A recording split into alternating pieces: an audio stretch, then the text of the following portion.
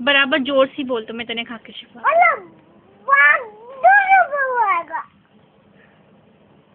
પછી કોના ઘરે ગયો?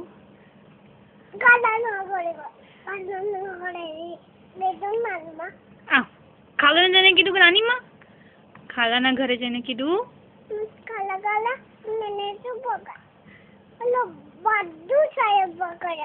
ચાય પકડી લો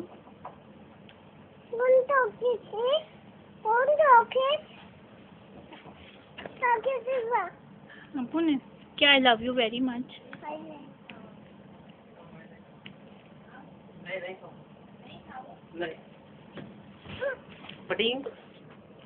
પછી કે સલવાર પર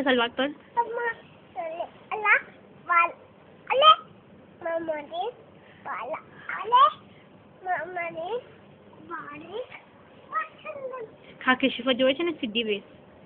હવે ઓલું કે તો બેબી બેબી સો જા.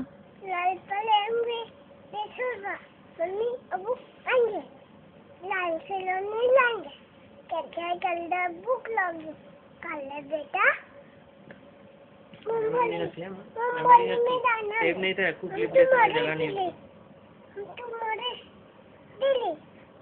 बिल्ली से लाया बिल्ली ने दिए